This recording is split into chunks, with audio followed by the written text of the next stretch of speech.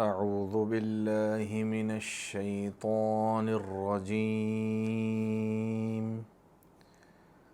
بسم الله الرحمن الرحيم.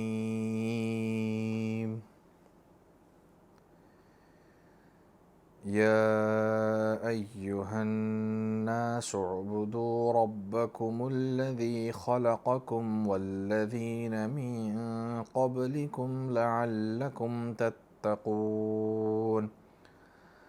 الذي جعل لكم الأرض فراشا والسماء بناء وأنزل من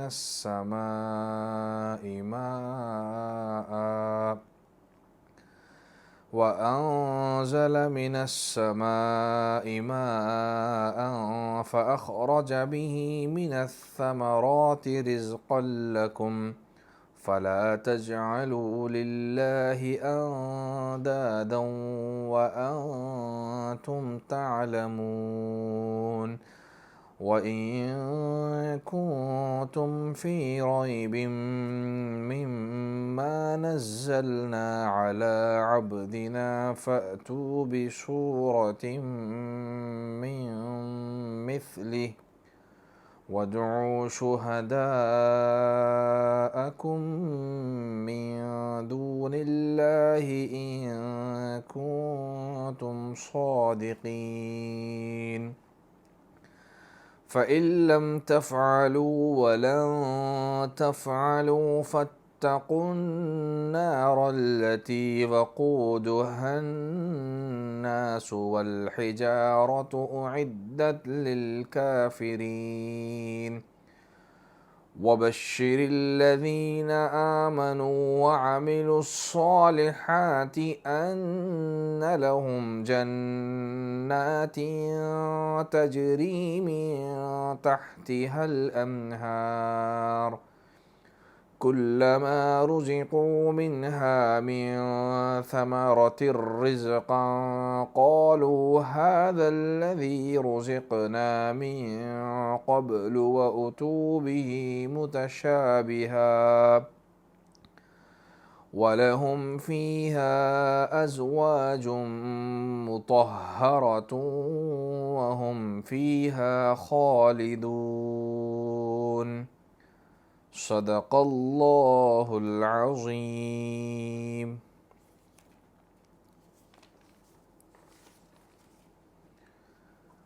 ترجمہ: یا ایہا الناس اعبدوا ربکم الذی خلقکم والذین من قبلکم لعلکم تتقون. اے لوگو، عبادت کرو اس رب کی جس نے تم کو اور تم سے پہلے لوگوں کو یا تم سے پہلے قوموں کو پیدا فرمایا ہے. لعلکم تتقون، تاکہ تم متقی بن جاؤ. الذی جعل لکم الارض فراشا والسماء بناء، وہی پروردگار جس نے تمہارے لیے زمین کو فرش بنایا. والسماء بناء، اور آسمان کو چھت بنایا. وَأَنزَلَ مِنَ السَّمَاءِ مَاءً، اور اس نے تو آسمان سے پانی برسایا. فَأَخْرَجَ بِهِ مِنَ الثَّمَرَاتِ رِزْقًا لَكُمْ، پھر زمین میں سے، پھر اس کے ذریعے زمین میں سے رزق، پھلوں کو پیدا کیا. رِزْقًا لَكُمْ، تمہارے لیے رزق. فَلَا تَجْعَلُوا لِلَّهِ أَنْدَادًا وَأَنْتُمْ تَعْلَمُونَ. اب اللہ کے مقابل میں کسی کو اللہ کا مقابل مت بناؤ. وَأَنْتُمْ تَعْلَمُونَ، جبکہ تم سب کچھ جانتے ہو. فَلَا تَجْعَلُوا لِلَّهِ أَنْدَادًا وَأَنْتُمْ تَعْلَمُونَ، تو تم اللہ کے مقابل، اللہ کے سوا کسی کو مت بناؤ. فلا تجعلوا للہ اندادا، اللہ کے مقابل مت بناؤ. وانتم تعلمون، جبکہ تم سب کچھ جانتے ہو.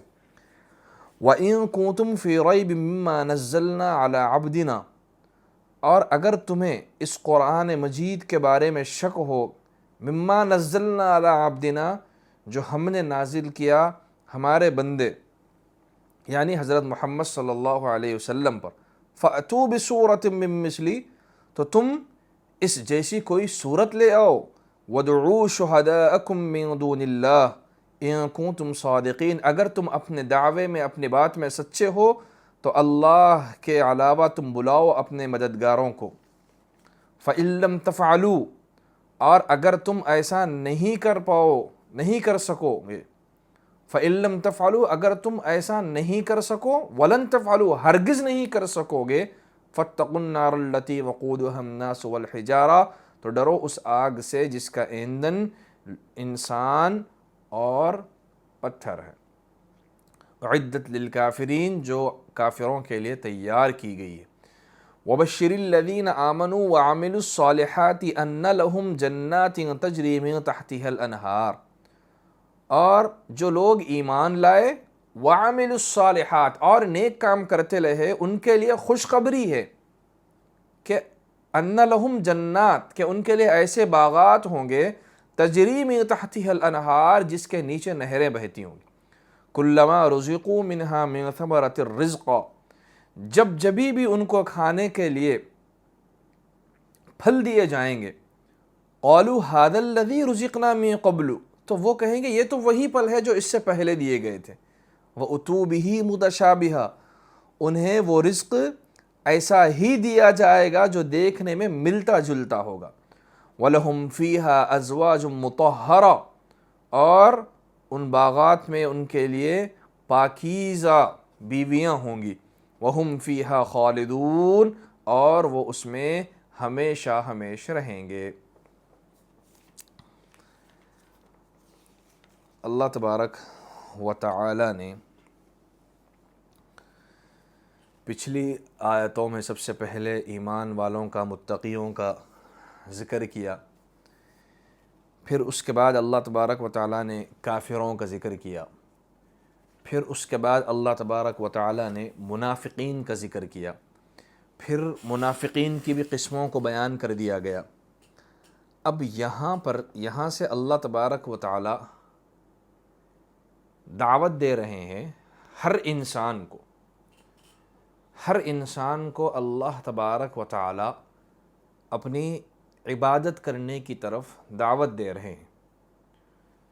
اللہ تبارک و تعالی کیا فرما رہے ہیں؟ یا ایھا الناس اعبدوا ربکم الذی خلقکم والذین من قبلکم، کہ اے ایمان والو اس اللہ پر ایمان لے آؤ جس نے تم کو بھی پیدا کیا، تم سے پہلے تمہارے باپ دادا کو بھی پیدا کیا،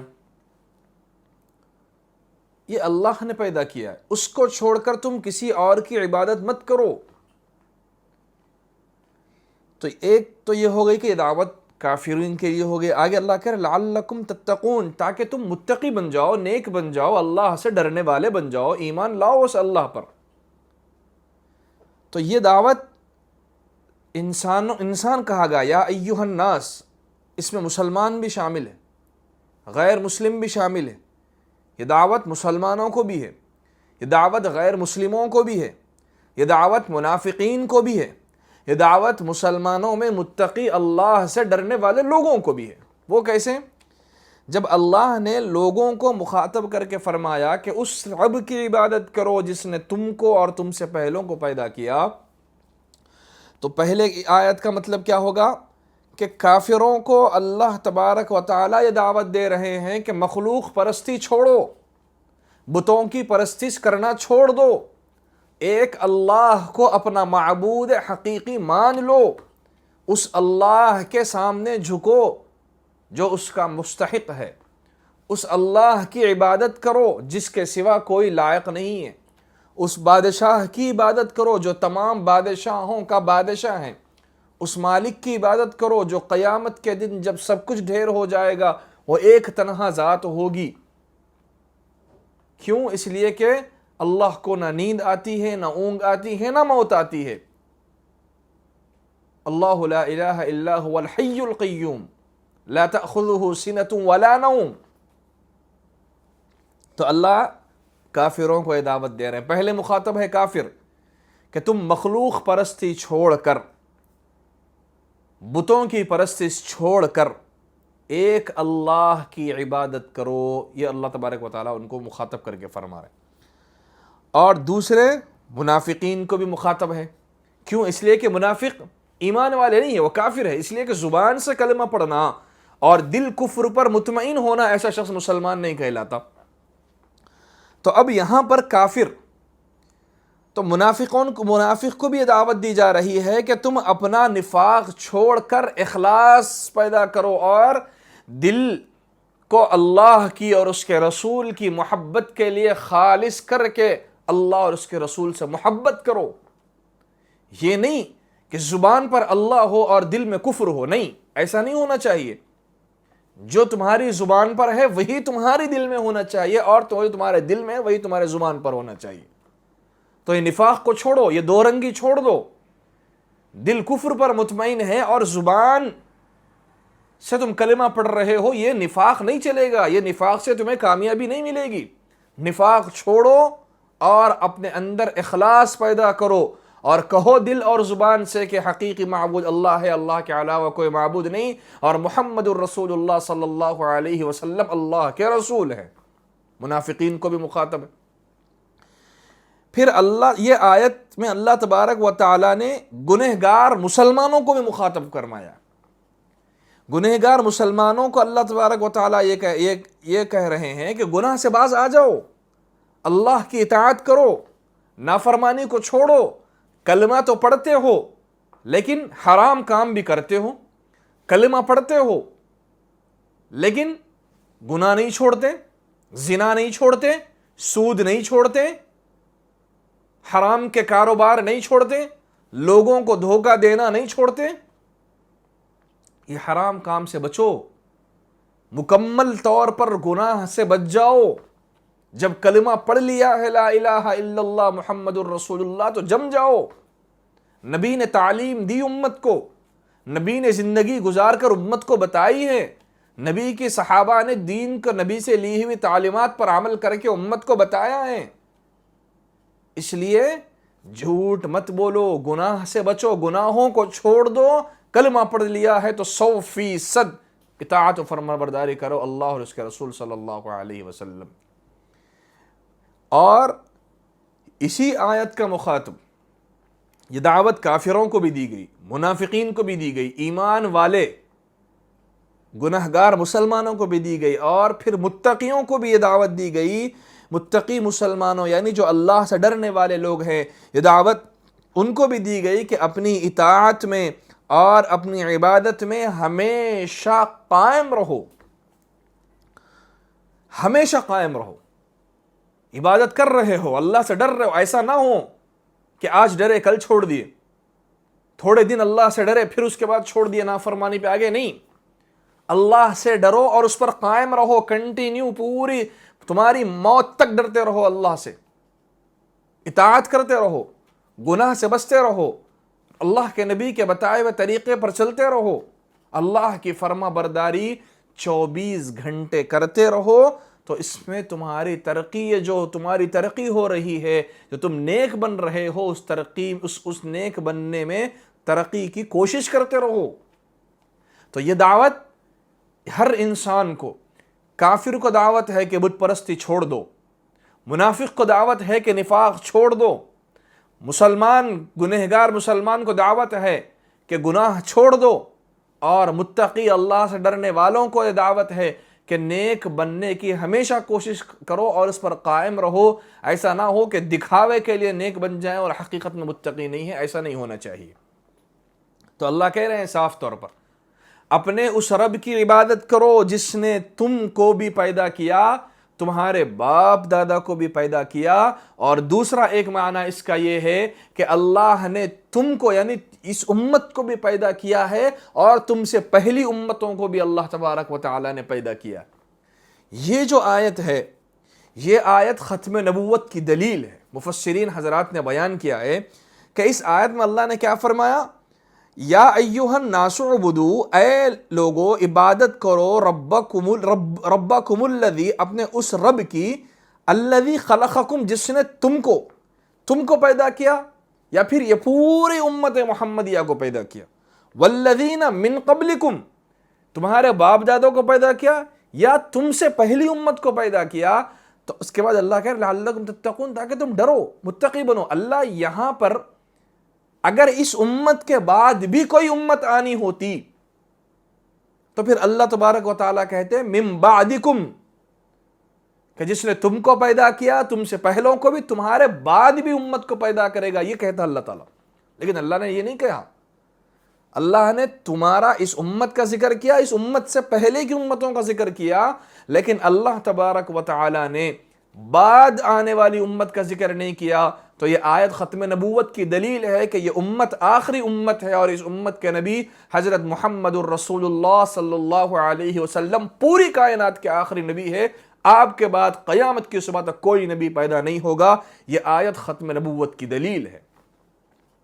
آگے اللہ تبارک و تعالیٰ جب انسان کو پیدا کیے، اللہ بتا رہے ہیں کہ ہم نے تم کو پیدا کیا ہے، پھر آگے اللہ تبارک و تعالیٰ انسانوں کی ضرورتوں کا بھی ذکر کر رہے ہیں کہ ہم نے تمہارے لیے ضرورت کی کیسی کیسی چیزیں پیدا کی۔ اللہ کیا کہہ رہے ہیں؟ الذی جعل لکم الارض فراشا، اللہ نے تم سے پہلوں کو پیدا کیا، پھر اس کے بعد اللہ تبارک و تعالیٰ نے تمہارے لیے زمین کو فرش بنایا، والسماء بناء، اور آسمان کو چھت بنایا، وَأَنزَلَ مِنَ السَّمَاءِ مَاءً، اور آسمان سے پانی برسائے۔ کیوں؟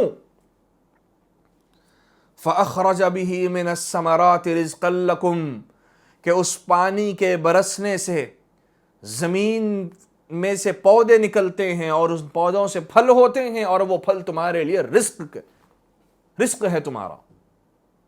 یہ نظام کس نے چلایا؟ یہ نظام اللہ تبارک و تعالیٰ نے چلایا ہے۔ اگر زمین ایک دم پتھر کی طرح سخت ہوتی، کاشت نہیں کر سکتے، فصل نہیں اگا سکتے، زمین کھیتی کے کام نہیں آئے گی، اور اگر زمین نرم ہوتی تو انسان کا ٹھہرنا مشکل ہو جائے اس زمین پر۔ تو اللہ تبارک و تعالیٰ نے زمین کو نہ زیادہ سخت بنایا ہے نہ زیادہ نرم بنایا ہے، درمیان میں ایسی بنایا ہے کہ جس کو ضرورت ہو وہ اپنے ضرورت کے مطابق اس زمین کو استعمال کر لے۔ اگر اس زمین کو کھودنا ہوگا تو آسانی کے ساتھ اس کو کھود پائے گا، اگر وہ زمین کو کھودنا نہیں ہے، اس کو تھوڑی سخت ہونا ہے تو وہ اس کو سخت بھی کر سکتا ہے۔ تو یہ کس نے نظام چلایا؟ اللہ نے نظام چلایا۔ اور آسمان کو اللہ نے چھت بنایا، بغیر پلر کے اللہ نے ساتوں آسمانوں کو ٹھہرایا ہے۔ کس کے لیے؟ ہمارے لیے۔ اور اللہ نے آسمان سے پانی برسایا، وَأَنزَلَ مِنَ السَّمَاءِ مَاءً، زمین کو بنانے کے بعد، آسمان کو بنانے کے بعد اللہ نے آسمان سے پانی برسایا ہے۔ اور کیوں برسایا پانی؟ اس پانی، جب وہ پانی گرے گا زمین پر، پھر تم جب اس میں بیج بو گے تو پھر اس بیج کے ذریعے اللہ تبارک و تعالیٰ ایک پودا پیدا کریں گے، وہ پودا بڑا ہوگا تو پھر وہ پھل دے گا، اور وہ پھل تمہارا رزق ہوگا۔ جب فصل کی تم لگاؤ گے جھاڑ، بیج بو گے، فصل اگے گا، پھر وہ چاول غلہ دے گا جو تم تک پہنچے گا۔ یہ نظام اللہ تبارک و تعالیٰ نے چلایا۔ تو اللہ کہہ رہے ہیں کہ جب یہ سب کچھ ہم نے کیا تمہارے لیے، فَلَا تَجْعَلُوا لِلَّهِ أَنْدَادًا وَأَنْتُمْ تَعْلَمُونَ، کم از کم اب تو اللہ کے مقابل کسی کو نہ ٹھہراؤ، جبکہ تم یہ سب کچھ جانتے ہو یہ اللہ کے علاوہ کوئی نہیں کر سکتا۔ یہ نظام اللہ نے چلایا، تو کم از کم اب تو چھوڑ دو، اب تو شرک چھوڑ دو، اب تو بت پرستی چھوڑ دو، اب تو اللہ کی نافرمانی چھوڑ دو۔ فَلَا تَجْعَلُوا لِلَّهِ أَنْدَادًا، اللہ کے مقابل کسی اور کو کیوں ٹھہراتے ہو؟ جب یہ نظام اس رب کائنات نے چلایا ہے تو تم اس اللہ کو چھوڑ کر دوسروں کو کیوں معبود مانتے ہو؟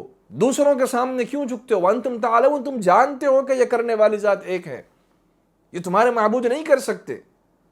تو اللہ تبارک و تعالی امت مسلمہ کو اور پوری کائنات کے انسانوں کو مخاطب کر رہے ہیں کہ تم کو پیدا کرنے والا اللہ، تم سے پہلوں کو پیدا کرنے والا اللہ، پیدا کرنے کے بعد تمہاری ضرورت کے مطابق زمین بھی بنائے، آسمان بھی بنائے، آسمان سے پانی برسا کر اس کے ذریعے سے اللہ تبارک و تعالی نے ایسے درخت پیدا کیے، ان سے نکلنے والے پھلوں کو تمہارے لیے رزق اللہ نے بنایا، کم از کم ذرا سا غور تو کر لو۔ اس اللہ کو چھوڑ کر دوسروں کو معبود بناتے ہو، جبکہ تم جانتے ہو کہ یہ کائنات کا نظام ایک خدا چلانے والا، اس کے باوجود تم دوسروں کو خدا مانتے ہو۔ اللہ تبارک و تعالیٰ کہہ رہے ہیں۔ تو یہاں تک کی جو دعوت تھی یہ تھی توحید کی دعوت۔ اب آگے اگلی آیت میں اللہ تبارک و تعالیٰ رسالت کا ذکر کر رہے ہیں۔ آگے اللہ کیا کہہ رہے ہیں؟ وَإِن كُنتُمْ فِي رَيْبٍ مِّمَّا نَزَّلْنَا عَلَىٰ عَبْدِنَا فَأْتُوا بِسُورَةٍ مِّن مِّثْلِهِ، یہ جو قرآن مجید ہم نے ہمارے نبی حضرت محمد صلی اللہ علیہ وسلم پر نازل فرمائی ہے، تم کو اس میں شک ہے تو اللہ چیلنج دے رہے ہیں فَأْتُوا بِسُورَةٍ مِّن مِّثْلِهِ، تو لاؤ پھر اس جیسی کتاب لے آؤ۔ یہ چیلنج اللہ تبارک و تعالیٰ دے رہے ہیں۔ یہاں پر اللہ نے فرمایا وَإِن كُنتُمْ فِي رَيْبٍ، کہ اگر تمہیں اس میں شک ہے، کس میں؟ مِمَّا نَزَّلْنَا عَلَىٰ عَبْدِنَا، یعنی اس قرآن میں۔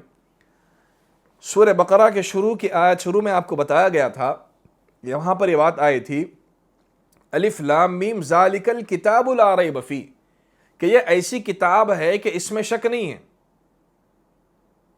تو شک دو طرح کا تھا، ایک یہ ہے کہ اس کتاب میں شک نہیں ہے، ایک یہ ہے کہ ہمارے ذہن اور فطور میں شک ہے۔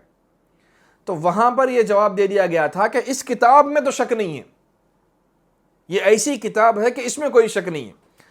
اور یہاں پر جو انسان کے ذہن میں جو شک ہے، انسان کے ذہن میں جو فساد ہے، اس کا یہاں ذکر کر رہے ہیں۔ وہاں بتائی گئی تھی یہ بات کہ آگے اس کا ذکر آئے گا، وہ یہی یہ بات بتائی جا رہی ہے کہ اگر تمہیں اس کتاب کے نازل ہونے کے بارے میں شک ہے، یا اس کتاب کے بارے میں شک ہے کہ اس کتاب کو نعوذ باللہ ثم نعوذ باللہ محمد صلی اللہ علیہ وسلم نے اس کتاب کو گڑھ لیا ہے، خود سے انہوں نے لکھ لیا ہے، تو قرآن چیلنج کر رہا ہے فَأْتُوا بِسُورَةٍ مِّن مِّثْلِهِ، تو پھر تم بھی لاؤ اس جیسی کتاب، تم بھی پیش کرو۔ پوری کتاب پیش کرنے کو یہاں نہیں کہا، ایک سورت کو اللہ تبارک و تعالیٰ پیش کرنے کے لیے کہہ رہے ہیں۔ اس کا پس منظر کیا ہے؟ اس کا پس منظر یہ ہے کہ اللہ کے نبی صلی اللہ علیہ وسلم ایک ایسے ملک، ایسے علاقے میں اللہ کے نبی علیہ السلام پیدا ہوئے کہ وہاں نہ اسکول تھے، نہ سوسائٹی، نہ پڑھانے کا کوئی نظام تھا، کچھ نہیں تھا۔ لیکن اللہ تبارک و تعالیٰ نے عربوں کو فصاحت و بلاغت کی نعمت سے، ہنر سے اللہ تبارک و تعالیٰ نے ان کو نوازا تھا۔ کیا مطلب؟ وہاں اسکول نہیں تھے، پڑھانے والا کوئی استاد نہیں تھا، لیکن وہ عربی زبان ایسے بولتے تھے۔ عربی زبان بولنے کا جو طریقہ ہوتا ہے، جس کو فصاحت و بلاغت، یعنی ہر لفظ کو صحیح طریقے سے ایک کے بعد دوسرے کو فٹ کرنا اور معنی کے اعتبار سے اس کے اندر گہرائی ہو، تو یہ اللہ تبارک و تعالیٰ نے یہ ہنر عربوں کو اللہ نے دے دیا تھا۔ تو ان کے پاس پڑھنے پڑھانے کا کوئی رواج نہیں تھا، تو اللہ کے نبی صلی اللہ علیہ وسلم عرب میں پیدا ہوئے۔ پیدا ہونے سے پہلے آپ یتیم تھے، والد صاحب کا انتقال ہو گیا، 6 سال کی عمر کے والدہ رخصت ہو گئی، 8 سال کی عمر کے دادا عبد المطلب رخصت ہو گئے۔ اللہ کے نبی صلی اللہ علیہ وسلم بڑے ہوتے گئے، آپ کے چچا ابو طالب نے آپ کی کفالت کی۔ اللہ کے نبی صلی اللہ علیہ وسلم اس ماحول میں بڑے ہوئے جہاں پر پڑھنا پڑھانے کا کوئی رواج نہیں تھا۔ آپ کسی کے پاس مکتب میں، مدرسے میں، کسی اسکول میں آپ شریک نہیں ہوئے، اس لیے کہ وہاں ایسا کوئی نظام ہی نہیں تھا۔ اس کے باوجود، اور آپ کی عمر مبارک جب 40 سال کی عمر کو پہنچے، 40 سال، تو اس وقت قرآن کا نزول ہوا، آپ کے سر مبارک پر باضابطہ نبوت کا تاج رکھ دیا گیا۔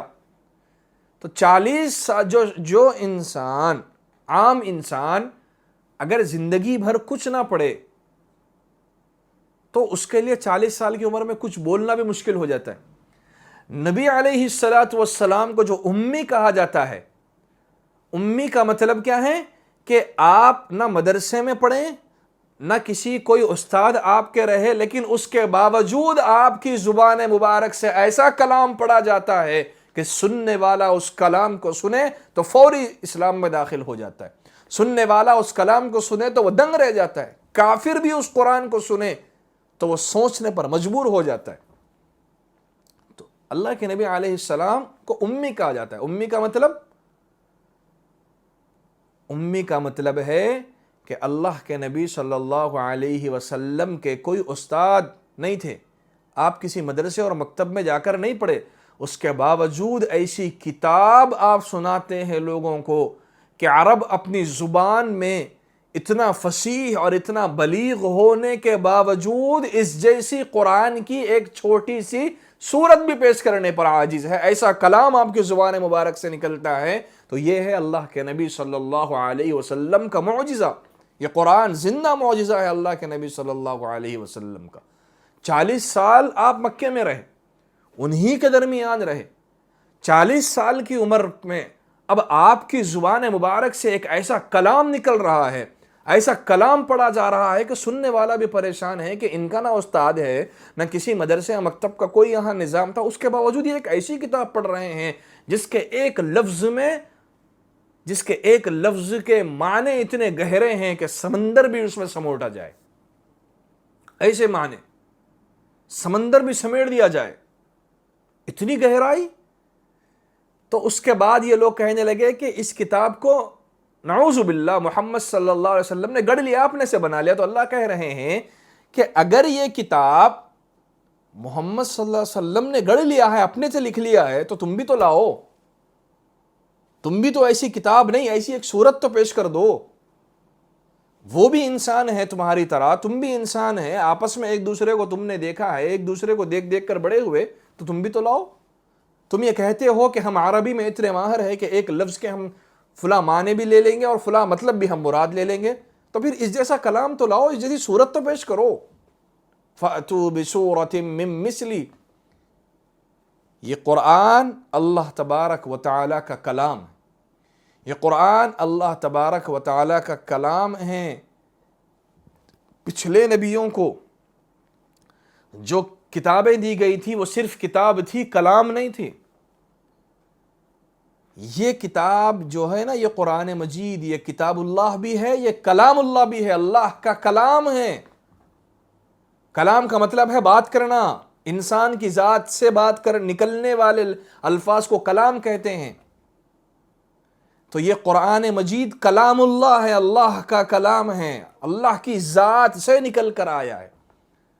اور بقیہ جو کتابیں تھیں وہ نبیوں کو لکھ کر دے دی گئی یا نبیوں سے لکھوا دی گئی، لیکن یہ جو کتاب ہے قرآن مجید، اس کا ایک ایک لفظ، اس کا ایک ایک معنی اور مطلب اللہ کی طرف سے آئے ہیں، یہ اللہ کا کلام ہے، اور اس کلام کی حفاظت کی ذمہ داری اللہ تعالیٰ نے لی ہے۔ اِنَّا نَحْنُ نَزَّلْنَا الذِّكْرَ وَإِنَّا لَهُ لَحَافِظُونَ۔ ہم نے قرآن کو نازل کیا اور ہم ہی اس کی حفاظت کریں گے۔ تو اللہ تعالیٰ کہہ رہے ہیں کہ اگر تمہیں اس کتاب کے بارے میں شک ہے کہ یہ کتاب محمد صلی اللہ علیہ وسلم پر جو نازل ہم نے کی ہے، اس میں شک ہے، تو فَأْتُوا بِسُورَةٍ مِّن مِّثْلِهِ، تو تم ایک سورت لاؤ۔ اللہ یہ نہیں کہہ رہے ہیں کہ بڑی سورت لاؤ، اللہ کہہ رہے ہیں سورہ، کون سا بھی سورہ۔ اس قرآن مجید میں بڑے سورے بھی ہیں، چھوٹے سورے ہیں، کم از کم اِنَّا أَعْطَيْنَاكَ الْكَوْثَرَ فَصَلِّ لِرَبِّكَ وَانْحَرْ إِنَّ شَانِئَكَ هُوَ الْأَبْتَرُ۔ ایسی سورت تو پیش کرو۔ تم یہ کہتے ہو کہ ہم عربی میں ماہر ہیں، تو لاؤ۔ اور اللہ آگے کیا کہہ رہے ہیں؟ وَادْعُوا شُهَدَاءَكُم مِّن دُونِ اللَّهِ إِن كُنتُمْ صَادِقِينَ۔ اگر تم اس جیسی صورت پیش کرنے کا دعویٰ کرتے ہو تو ہمارے اس چیلنج کو قبول کرو، اور اللہ کو چھوڑ کر باقی سب اپنے مددگاروں کو بلاؤ اپنے مددگاروں کو، چاہے وہ تمہارے دوست ہوں یا وہ بت ہو جس کو تم خدا مانتے ہو، ان کو بھی بلاؤ اور پیش کرو اس جیسا کلام۔ وَادْعُوا شُهَدَاءَكُم مِّن دُونِ اللَّهِ، اللہ کو چھوڑ کر باقی سب اپنے مددگاروں کو بلا لو، جن کو تم خدا کو چھوڑ کر معبود مانتے ہو، بلاؤ۔ ان کنتم صادقین، اگر تم سچے ہو تو اس جیسا کلام پیش کرو۔ یہ چیلنج صرف عرب کو تھا، اس زمانے میں قرآن نازل ہوا تو اس کے حقیقی مخاطب عرب تھے، لیکن یہ صرف اب ان کے لیے نہیں ہے، قیامت تک آنے والی انسانیت کو یہ چیلنج ہے کہ اگر تمہیں قرآن کے بارے میں شک ہو کہ یہ کتاب اللہ کی طرف سے نازل نہیں ہوئی، اللہ کے نبی نے اس کو خود سے گڑھ لیا ہے، اگر تمہیں اس بات میں شک ہے تو پھر تم بھی تو پیش کرو، قیامت کی صبح تک تم پیش کرو، چیلنج کرو، ایکسپٹ۔ یہ ایسا چیلنج تھا ان عربوں کے لیے کہ ان کی بولتی بند ہو گئی۔ اور آگے اللہ تعالیٰ کیا کہہ رہے ہیں؟ فَإِن لَمْ تَفْعَلُوا، اگر تم ایسا نہیں کر سکو، یعنی اگر تم اس چیلنج کو قبول نہیں کر سکے، اس جیسی کتاب تم اگر پیش نہیں کر سکتے، فَإِن لَمْ تَفْعَلُوا، اگر تم ایسا نہیں کر سکتے، آگے اللہ یہ بھی کہے وَلَن تَفْعَلُوا، اور ہرگز تم ایسا نہیں کر سکتے، تم جتنا ڈھنڈورا پیٹنا ہے پیٹ لو، جتنا تم اپنی آواز کو بلند کر کر یہ کہنا ہے کہہ لو کہ اس کتاب کو ہم پیش کر سکتے، اگر تم کہتے ہو تو تم کہہ لو، لیکن اللہ کہہ رہے ہیں کہ تم قیامت تک اس جیسی کتاب پیش نہیں کر سکتے، اور اللہ کہہ رہے ہیں کہ ہرگز نہیں پیش کر سکتے۔ جب تم اس کتاب کو پیش کرنے پر قادر نہیں ہے، تم عاجز ہو گئے ہو اس کتاب کو پیش کرنے میں، تو پھر مان لو کہ یہ کتاب کلام اللہ ہے، اللہ کی طرف سے نازل کی گئی کتاب ہے۔ اس قرآن کو ابو جہل سنتا، اخنس بن شریک سنتا، دوسرے مشرکین جو اللہ کے نبی کی قتل کی سازشیں کرتے تھے، جب وہ قرآن کو سنتے تو وہ سنتے ہی رہ جاتے تھے، رات گزر جاتی تھی، لیکن وہ کان لگا کر اللہ کے نبی علیہ الصلاۃ والسلام جب قرآن کی تلاوت کرتے تو وہ سنتے کھڑے ہو جاتے۔ کتنوں نے اس قرآن کو صرف سن کر مذہب اسلام کو قبول کر لیا آج بھی۔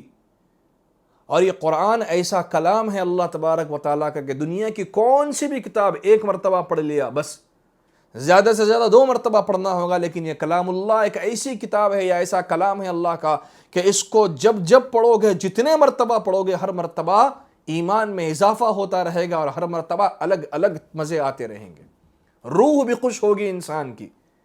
اس کلام کو پڑھنے سے دل کو سکون ملتا ہے، اس کلام کو پڑھنے سے اللہ کی رحمتوں کا نزول، اللہ کی رحمتوں کو اپنے اوپر اترتے ہوئے پڑھنے والا محسوس کرتا ہے۔ یہ وہ کتاب ہے، یہ وہ کلام ہے، یہ کلام اللہ ہے، اتنی محبت کہ اس کو 1000 میں نہیں، موت تک بھی اگر انسان سنتا رہے تو کبھی انسان بور نہیں ہوگا۔ یہ وہ کتاب ہے، یہ وہ کلام ہے، کلام اللہ، یہ اللہ کا کلام ہے، یہ نبی علیہ الصلاۃ والسلام پر اللہ نے نازل کیا ہے، نبی نے اس کو لکھا نہیں ہے، یہ اس نبی کی شان ہے، یہ اس نبی کا معجزہ ہے کہ جو امی ہیں، یعنی جنہوں نے نہ مدرسے میں پڑھا ہے نہ مکتب میں پڑھا ہے، اس کے باوجود ایسا کلام وہ سنا رہے ہیں کہ عرب جن کو اپنی عربی پر فخر اور ناز تھا، اس کے باوجود وہ اس جیسا کلام پیش کرنے پر قادر نہیں ہیں، وہ عاجز آ گئے ہیں۔ اور یہ کھلا چیلنج اللہ تبارک و تعالیٰ نے ان کو دیا ہے، اس کے بعد ان کی آوازیں بند ہو گئی۔ تو اللہ آگے کہہ رہے ہیں وہ فَإِن لَمْ تَفْعَلُوا، اگر تم ایسا نہیں کر سکو گے، وَلَن تَفْعَلُوا، اور ہرگز نہیں کر سکو گے، تو پھر اللہ کہہ رہے ہیں فَاتَّقُوا النَّارَ الَّتِي وَقُودُهَا النَّاسُ وَالْحِجَارَةُ، ڈرو اس آگ سے جس کا ایندھن پتھر، انسان اور پتھر ہے۔ اللہ کہہ رہے ہیں کہ اس آگ سے ڈرو، پھر جب تم دوسرے قرآن پیش نہیں کر سکتے تو اس قرآن کا انکار مت کرو، اگر کرو گے تو پھر اس آگ کے بارے میں بھی سوچو۔ اس آگ میں انسانوں کو ڈالا جائے گا اور پتھروں کو، یعنی بتوں کو ڈالا جائے گا جس کو تم خدا مانتے ہو۔ وقودها الناس والحجارہ، اس کا ایندھن ہے اس آگ کا کون؟ انسان بھی اور پتھر بھی ہے، یعنی جس پتھروں کی تم پوجا کرتے ہو ان کو بھی اس میں ڈالا جائے گا اور تم کو بھی اس میں ڈالا جائے گا۔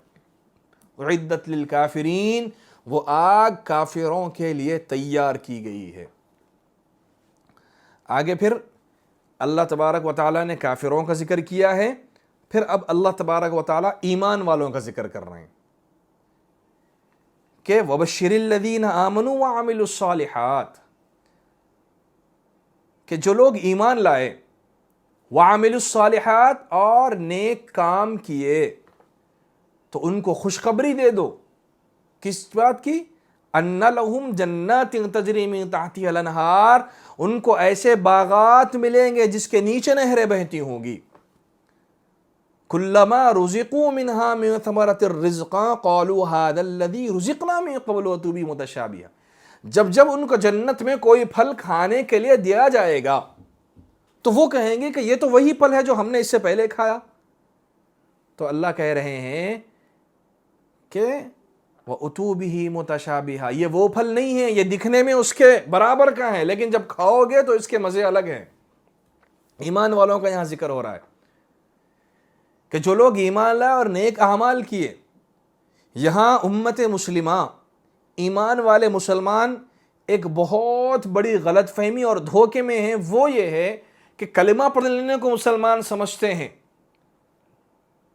اور اسی پر سب کچھ اکتفا کر خاموش بیٹھ جاتے ہیں. اللہ یہاں کہہ رہے ہیں وَعَامِلُوا الصَّالِحَاتِ، جنت نیک اعمال کرنے والوں کو دی جائے گی. یہ قرآن کہہ رہا ہے.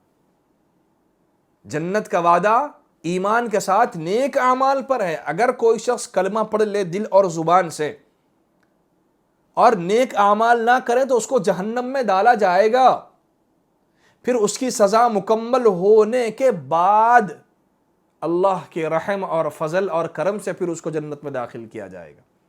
لیکن جو شخص ایمان لے آیا پھر اس کے بعد اس نے نیک اعمال کیے تو اس کی بات یہاں ہو رہی ہے، نیک اعمال کرنے والے کی بات، کہ اس کو ایسے باغات میں داخل کیا جائے گا جس میں نہریں بہتی ہوگی اور ایسے پھل ان کو رزق کے طور پر دیے جائیں گے کہ ایک پھل انہوں نے کھایا، پھر انہوں نے سیب مانگا تو سیب آئے گا جام کی شکل میں. وہ کہیں گے بھائی ابھی تو ہم نے جام کھایا. تو فرشتے کہیں گے یہ جام نہیں ہے، تم کھا کر تو دیکھو. جب کھائیں گے تو اس کا مزہ دوسرا ہوگا. دکھنے میں پھل برابر دکھیں گے لیکن ہر ایک کے مزے الگ ہوں گے. یہ کس کے لیے؟ ایمان کے ساتھ نیک اعمال کرنے والوں کے لیے. لوگ بڑے فخر سے کہتے ہیں کہ اعمال اللہ کے حوالے ہیں. ہم نے کلمہ پڑھ لیا، نماز نہیں پڑھیں گے، ہم پڑھتے یا نہیں پڑھتے اللہ کے حوالے. اور کچھ لوگ یہاں تک کہتے ہیں کہ مرنے کے بعد دیکھا جائے گا. کیا دیکھا جائے گا مرنے کے بعد؟ تمہاری اولاد تو خبر تک نہیں پہنچتی تم کو ایصال ثواب کرنے کے لیے. مرنے کے بعد کیا دیکھو گے؟ اولاد اس قابل نہیں ہے کہ باپ کا جنازہ پڑھا سکے. کیا دیکھو گے مرنے کے بعد؟ صرف ایمان لانا کافی ہے. وَعَامِلُوا الصَّالِحَاتِ، نیک اعمال کرنا ضروری نہیں ہے ایمان کی ترقی کے لیے. نیک اعمال کب ہوں گے؟ جب اللہ اور اس کے رسول کی فرما برداری ہوگی، نبی علیہ السلام کے بتائے ہوئے طریقے پر چلو گے تب نیک اعمال ہوں گے. صرف اللہ اور اس کے رسول پر تو ایمان ہے، رسول کی باتوں پر عمل کرنے کے لیے تیار نہیں ہے تو کیسے جنت ملے گی؟ بڑے فخر سے لوگ کہتے ہیں کہ مرنے کے بعد دیکھا جائے گا. مرنے کے بعد اولاد نہیں پہنچے گی قبرستان دیکھنے کے لیے، دفن کر لوٹے گی تو پھر کون باپ کوئی پتہ نہیں، ایصال ثواب کے لیے تیار نہیں. اولاد اس قابل نہیں ہے کہ باپ کا نماز جنازہ پڑھا سکے. کیا دیکھو گے مرنے کے بعد؟ اور اللہ کے نبی علیہ السلام نے فرمایا مرنے کے بعد کام آئے گی تو نیک اعمال، کام آئیں گے تو نیک اولاد. اس کے جو اعمال اس نے کیے وہ قبر میں ساتھ چلیں گے، اور جو نیک اولاد اس نے بنائی وہ اولاد اس کے لیے ایصال ثواب کریں گے. آج کتنے ایسے والدین ہیں کہ مرنے کے بعد ان کے بچوں کو نہیں پتہ ان کے والدین کی خبر کا ہے. اور ہم نے ایسے جنازے میں بھی دیکھے ہیں کہ خود بیٹے کو دعا نہیں آتی، وہ پوچھتا ہے کہ باپ کا جنازہ ہے، میں کیا پڑھوں، مجھے نہیں آتا. اور مرنے کے بعد دیکھنے کی بات ہوتی ہے. جنت کا وعدہ ہے لیکن اعمال صالحہ کرنے والوں کی. ورنہ صرف کلمہ پڑھنے کو مسلمان سمجھ کر اعمال کو چھوڑ دو گے تو پھر جہنم میں ضرور داخل کیا جائے گا. پھر وہاں اپنے گناہوں کی سزا بھگتنے کے بعد پھر نکال کر جنت میں داخل کیا جائے گا. اور جو لوگ اس دنیا میں جن کو اللہ نے عقل کی دولت سے مالا مال فرمایا ہے، جن کو اللہ نے ایمان کی دولت سے مالا مال فرمایا ہے، وہ نیک اعمال کرتے رہیں گے تو پھر ان کو اللہ تبارک و تعالی نیک ایسے باغات ان کو عطا کریں گے جس میں ایسا پھل ان کو دیا جائے گا جو دنیا کے مقابلے میں دکھنے میں ایسا دکھے گا. یہ دنیا کے میں تو ہم یہ پھل کھا کے لیکن کھائیں گے تو مزہ الگ آئے گا. جب ہم ایک اور پھل کا تقاضا کریں گے، سوال کریں گے تو پیش کیا جائے گا لیکن دکھنے میں ایسا دکھے گا کہ بھائی ہم تو ابھی جام کھائے پھر جام لے کر آئے، ہم نے تو سیب مانگا تھا. کھا کر دیکھو گے تو پھر مزہ تمہیں پتہ چلے گا. ایسی نعمتیں اللہ تبارک و تعالیٰ ایمان والوں کے ساتھ، ایمان والوں میں وہ جو اعمال صالحہ نیک اعمال کرتے ہیں ان کا اللہ تبارک و تعالیٰ ان کے بارے میں یہ بات کر رہے ہیں۔ اور آگے اللہ کیا کہہ رہے ہیں؟ وَلَهُمْ فِيهَا أَزْوَاجٌ مُطَهَّرَةٌ، ان کے لیے وہاں پاکیزہ بیویاں ہوں گی۔ دنیا کی جو ان کی بیویاں ہیں وہ وہاں پر بالکل ہر چیز سے سب کو پاک اور صاف کر دیا جائے گا، ہر چیز سے پاک اور صاف کر دیا جائے گا، وہ بھی وہاں ہوں گی اور اللہ کی طرف سے حوریں بھی ان کو دی جائیں گی۔ وَلَهُمْ فِيهَا أَزْوَاجٌ مُطَهَّرَةٌ، نیک بیویاں ان کی وہاں پر ہوں گی۔ اور لوگوں کے دل و دماغ میں یہ بات ہے کہ مردوں کو حوریں ملیں گی تو عورت کا کیا مقام ہوگا۔ وہاں کی حور بہت فضیلت والی ہے، اس کی خوبصورتی کے بہت تعریفیں کی جاتی ہیں، لیکن اس دنیا کی ایمان والی خاتون اس حور سے 70 درجے افضل ہوگی۔ اس دنیا کی ایمان والی خاتون اس حور سے، جتنے اس حور کی تعریفیں ہیں، اس کی جتنے ہی حور کی فضیلتیں جو بھی بیان کی جاتی ہیں، جو سنی جاتی ہیں کہ وہ ایسی ہوگی، اللہ نے اس کو ایسے بنایا ہے، لیکن یہ دنیا کی ایمان والی بندی اس حور کے مقابلے میں 70 درجے افضل ہوگی۔ اللہ تبارک و تعالیٰ ایسی نعمت سے بھی نوازیں گے۔ وَلَهُمْ فِيهَا أَزْوَاجٌ مُطَهَّرَةٌ، نیک اعمال کرنے والوں کے لیے ایمان کے ساتھ جنت میں مزے مزے کے پھل بھی ملیں گے اور نیک بیویاں ملیں گی۔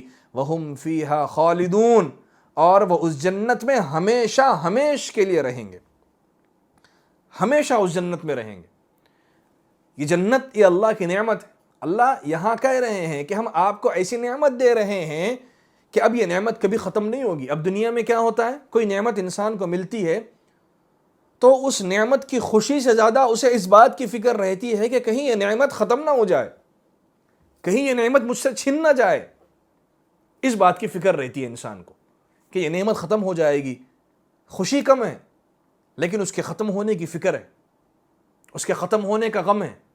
لیکن اللہ کیا کہہ رہے ہیں؟ وَهُمْ فِيهَا خَالِدُونَ، کہ ہم تم کو ایسی جنت دیں گے جس میں تم ہمیشہ ہمیش رہو گے، کبھی واپس تمہیں لوٹ کر نہیں آنا ہے۔ یہ ایمان والوں کے بارے میں اللہ تبارک و تعالیٰ کہہ رہے ہیں۔ تو اللہ تبارک و تعالیٰ نے یہاں تک کی جو آج بات آئی ہے جس میں توحید کی دعوت دی، پھر توحید کے بعد رسالت، محمد صلی اللہ علیہ وسلم پر جو کتاب، جو قرآن مجید نازل ہوا ہے، اس قرآن پر ایمان لانے اور اس پر عمل کرنے، اور اس میں ذرا برابر کسی کو شک نہیں ہونا چاہیے۔ اگر کسی کو شک ہے تو فَأْتُوا بِسُورَةٍ مِّن مِّثْلِهِ، قیامت کی صبح تک آنے والے انسانوں کو چیلنج ہے کہ تم ایک صورت پیش کرو، نہیں پیش کر سکتے، اور اللہ بھی کہہ رہے ہیں کہ تم قیامت کی صبح تک نہیں پیش کر سکتے، تو پھر اس آگ سے بچو جس میں انسانوں کو اور بتوں کو ڈالا جائے گا، پتھروں کو ڈالا جائے گا۔ وہ آگ ایمان والوں کے لیے نہیں، کافروں کے لیے تیار کی گئی ہے۔ کافر ہی یہ کام کرتے، ان کو یہ بات کہی جا رہی ہے کہ نمت کرو، اگر تمہیں شک ہے تو پھر کتاب پیش کرو۔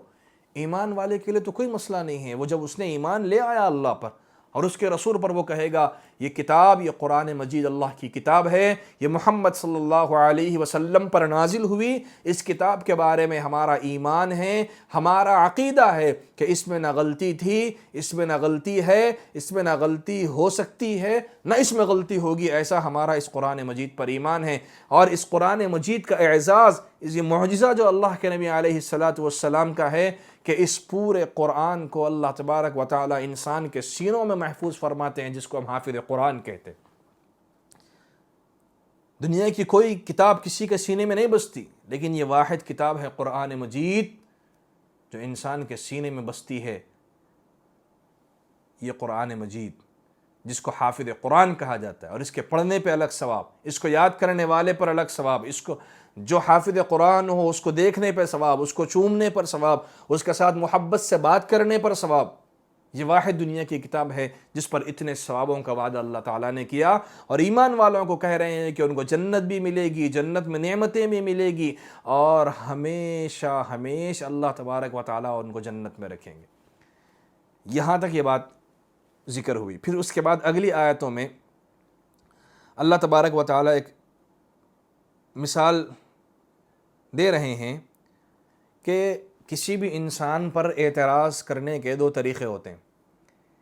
ایک یہ ہے کہ جب اس کی ذات کا انکار کر دیا جائے، لیکن جب اس کا صحیح پروف ثابت ہو گیا تو اب لوگ کیا کرتے ہیں، اب مجبوری میں ماننا ہے، تو جب ماننا ہے تو کیا کرتے ہیں، اب اس چیز کے اندر نسخ نکالتے ہیں، کمی نکالتے ہیں کہ یہ ایسا ہے، یہ ٹیڑھا ہے، یہ فلاں ہے، یہ ایسا ہے، یہ ویسا ہے۔ تو پہلے کافروں نے قرآن پر اعتراض کیا کہ یہ محمد صلی اللہ علیہ وسلم نے کتاب بنا لی ہے، لیکن جب اللہ کی طرف سے قرآن نے ایسے چیلنج کر دیا کہ اگر یہ بنائی ہوئی انسان کی کتاب ہے تو تم بھی لاؤ، تو وہ اس جیسی کتاب تو دور کی بات ہے، ایسی ایک چھوٹی صورت بھی پیش کرنے سے عاجز آ گئے۔ تو جب وہ عاجز آ گئے تو اب انہوں نے کیا کیا کہ اس قرآن کے اندر کچھ کمی بتانے کی کوشش کی، تو اللہ تبارک و تعالیٰ اگلی آیتوں میں اس کو ذکر کر رہے ہیں، انشاءاللہ ہم اگلی تفسیر میں اس کو ذکر کریں گے۔